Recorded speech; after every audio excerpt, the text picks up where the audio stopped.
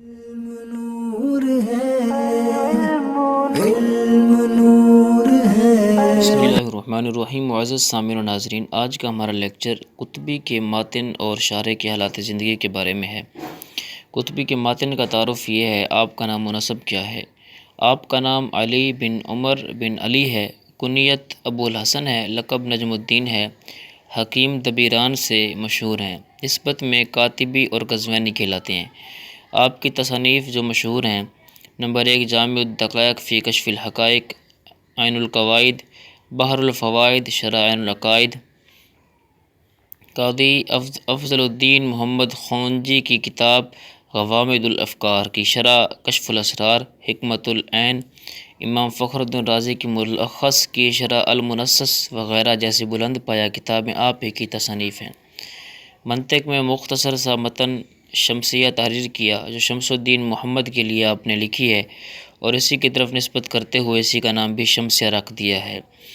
آپ کی وفات کیا ہے؟ بقول صاحب تاریخ محمدی 3 رجب اور بقول صاحب فوات الوفیات ماہ رمضان 675 ہجری میں آپ نے وفات پائی۔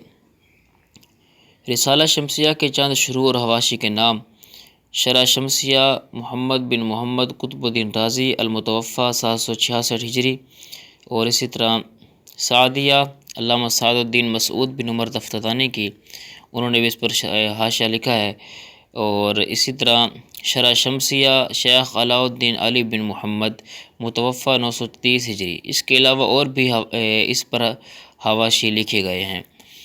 اور قطبی کے شارح کا جو تعارف ہے وہ یہ ہے: آپ کا نام و نسب: آپ کا نام محمد بن محمد رازی ہے، ابو عبداللہ کنیت ہے، قطب الدین تحتانی لقب ہے۔ رازی رے کی طرف منسوب ہے جو بلاد یلم کا ایک شہر ہے۔ آپ کی سن پیدائش غالباً 692 ہجری ہے۔ شیخ جلال الدین سیوطی نے اپنی کتاب میں اور صاحب کشف الظنون نے ان کا جو نام ہے وہ محمود بتایا ہے۔ آپ کو تحتانی کہنے کی وجہ کیا ہے؟ مصنف قطبی کے زمانہ میں ایک اور بہت بڑے عالم تھے جن کا نام ابو ثنا محمود بن مسعود بن مصلح ہے، جو شارح حکمت الاشراق اور مصنف درۃ التاج بھی ہیں، جو قطب الدین شیرازی کے لقب سے مشہور تھے۔ اور اتفاق کی بات یہ ہے کہ یہ دونوں بزرگ شیراز کے ایک ہی مدرسہ میں مدرس بھی ہو گئے۔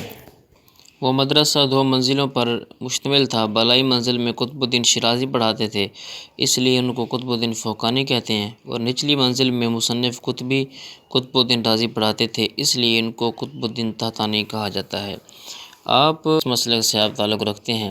بعض نے قطب الدین رازی کو حنفی المسلک مانا ہے، مگر قرینِ قیاس یہ ہے کہ آپ شافعی المسلک تھے۔ آپ کی وفات: ایک قول کے مطابق آپ نے 74 سال کے لگ بھگ عمر پائی۔ 6 ذی القعدہ 766 ہجری میں آپ کا انتقال ہوا۔